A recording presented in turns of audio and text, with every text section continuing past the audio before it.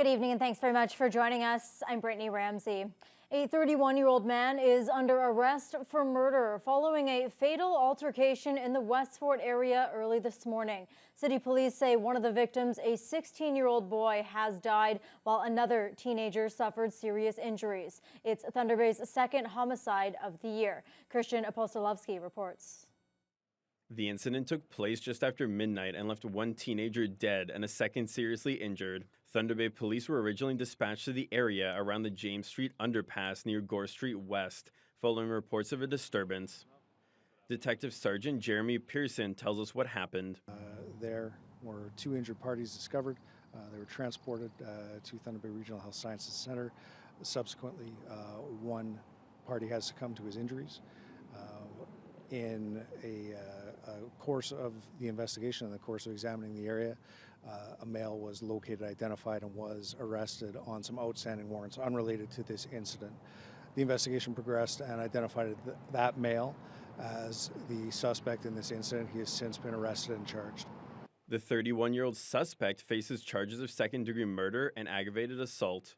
He remains in custody at the Balmoral Police Headquarters and other charges are pending. The entire area was cordoned off while investigators combed the scene, and an evidence marker could be seen underneath the James Street swing bridge. Pearson says the circumstances of the incident are still under investigation. I won't confirm at this time the exact nature of the incident because the investigation is still ongoing. We still have a scene held. We still have search to do. We still have forensic work to do. There is still a post-mortem to be conducted. So there's a tremendous amount of work yet to be done in the investigation, and of course then we are into an ongoing court process and prosecution that I would not want to compromise by speaking out of turn. The identity of the accused is being withheld pending a bail hearing on Wednesday. The identity of the young homicide victim has not been released at this time. Christian Apostolovsky, TBT News. Meanwhile, Thunder Bay police responded to an early morning call about a man potentially holding a firearm at a home on Conmee Street. The area was cordoned off and members of the emergency tactical unit were on scene. We spoke with the commanding officer this morning while the police standoff was still ongoing. This morning, just after 7 a.m., Thunder Bay Police Service officers responded to the 400 block of Conmee Street for a possible male with a firearm. At this time, there's no injuries that we're aware of, and we're anticipating a successful resolution. Early this morning, police entered the home but found it empty. There is no word on the whereabouts of the suspect. Gibson said it did not appear this incident had any connection with the James Street homicide. The scene is still being held at this time as police continue to investigate the circumstances surrounding the original incident. However, the area is now secure and accessible to the public. On to COVID-19 now. For the first time since last Wednesday, the Thunder Bay District Health Unit is reporting no new cases today. The number of active cases is now down to just 6 after 3 previous cases were deemed resolved. The total case count remains at 3,337. Meanwhile, Thunder Bay crossed another vaccination milestone last week after administering its 150,000th shot. The health unit announced its most recent vaccination numbers today, and a record 15,324 vaccines were administered last week. Over 13,000 of those were second doses. 75.5% of the eligible population, meaning those 12 and older, have now received at least 1 dose, while more than 34% of that population are now fully vaccinated. Meanwhile, some good news for long-term care residents in Ontario. COVID-19 restrictions will begin to ease on July 7th in line with the province's move into Step 2 of its reopening plan. The change was announced today by the new long-term care minister, Rod Phillips. As of July 7th, residents will be able to have as many designated caregivers as they need. Up to 10 people can visit a resident outdoors. All residents can have an indoor visit with 2 visitors and 2 caregivers. And personal care services, like hairdressers, will be allowed in the homes. We are giving the homes until July 7th so that they have the time to put in place these changes in a safe fashion. Now, when the province moves to Step 3, even more restrictions will be lifted, including the limit on the number of visitors. Well, with the province entering step 2 tomorrow, hairdressers around the city are preparing to reopen after being closed for all but 2 weeks of the past 6 months. Catalina Gillies has more. After having their doors shut for most of 2021, hair salons are finally able to resume operations on Wednesday, with the province entering step 2 of the reopening plan. Hairdressers around the city are busy getting their businesses ready in preparation for a huge influx of customers. Kelly's family hair care manager, Gina Spooner, says the phones have already been ringing off the hook. I'm expecting it to be extremely busy because we've been off for so many months and people are really shaggy right now and they need their haircuts. So last time we came back, our lineup was all the way from our door all the way up to McDonald's.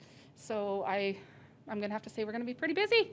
Kelly's lead hand, Lauren Butman, says she's incredibly excited to serve her customers again and that it's been a long time coming. It was kind of heartbreaking to hear these people, desperately needing haircuts, like I said, calling me and everything, and you have to turn them down. That was really frustrating for me because my clients, they enjoy coming here and talking to us, and a lot of them, like the people that live in the old folks' homes, a lot of them don't get out. This is their weekly, thing that they come and have a little bit of social interaction.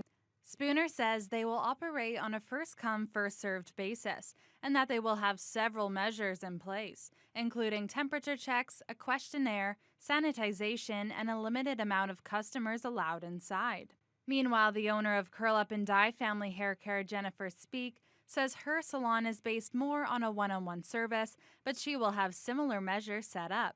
And although she's looking forward to resuming business, she says it hasn't been an easy journey. I've struggled financially, mentally, just being at home, being stuck there and not having an income. I mean, it's been really difficult, but at the same time, I'm excited to kind of get open and kind of carry on, just forget about this when we hit phase 3 and just move forward. Hopefully we'll have a different perspective by then about what's happened in the past. However, because stage 2 of the reopening falls the day before Canada Day, several salons, including Michael's Hair Design, won't be opening until July 6th. Catalina Gillies, TBT News. The City of Thunder Bay continues to make progress on its 31 recommendations from the jury at the 7 Youth Inquest, but City Council has varying opinions on how well implementation is going. Last night's meeting also saw an update on the program and service review actions that came from Council directives. Corey Nordstrom reports. The city's 5th report on its progress on implementation of the 31 recommendations of the 7 Youth Inquest was presented to City Council. To date, 28 of the 31 recommendations have been implemented. All short-term recommendations have been implemented. 2 of 6 medium to long-term recommendations are planned, with another on hold due to the pandemic.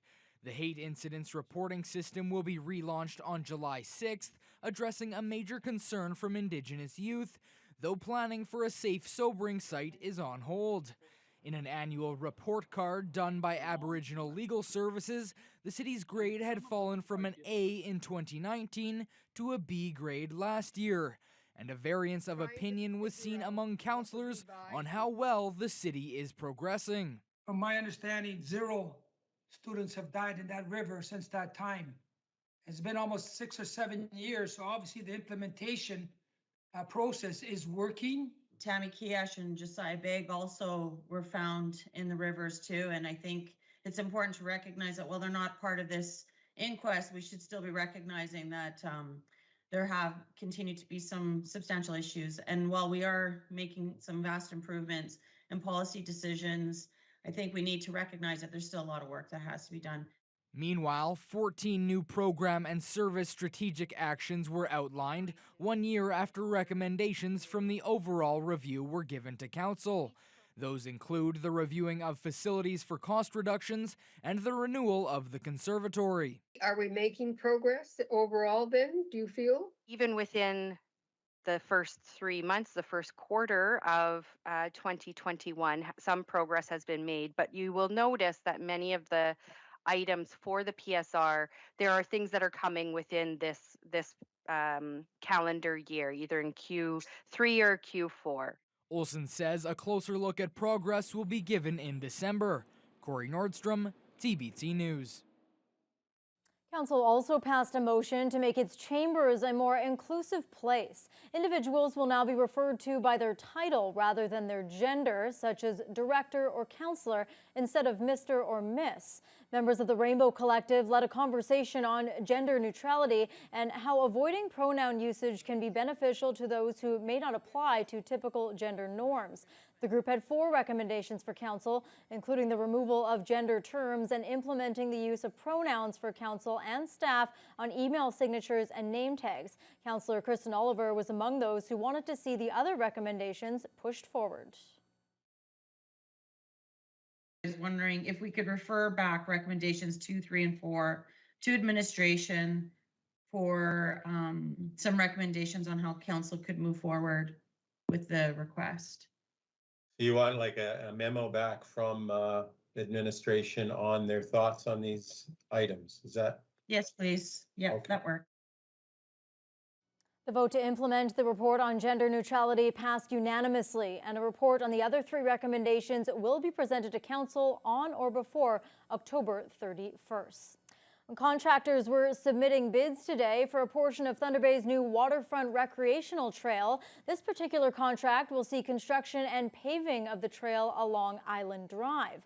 The total project is 13.5 kilometers long and will likely take more than a decade to complete. The trail will eventually span from Mission Island on the south side to Fisherman's Park on the north side.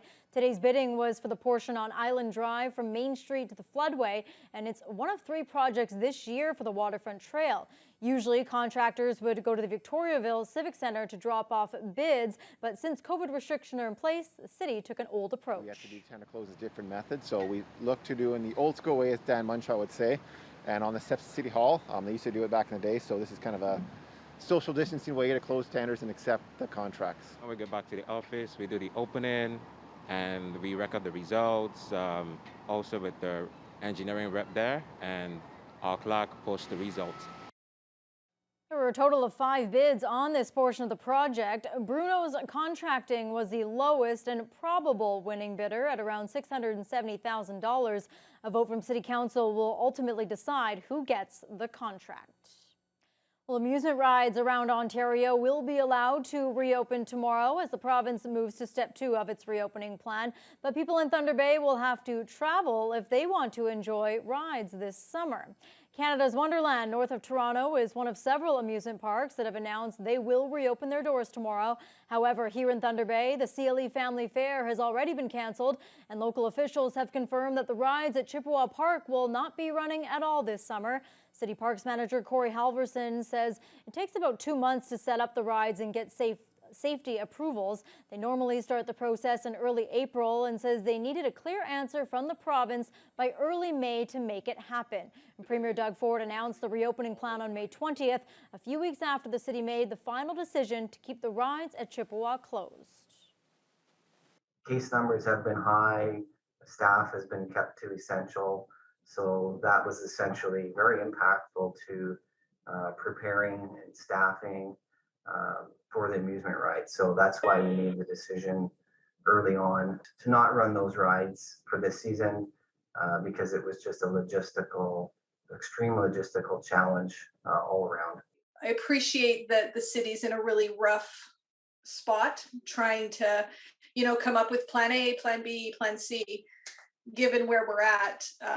So again, it's unfortunate, but it's understandable. Lordy agrees that the rides probably would have seen good attendance if they had been able to open, even for the month of August. But both she and Halverson say the investment and planning would not have been worth it for just a few weeks at the end of the summer. Well, that's unfortunate news, especially going into the summer. I love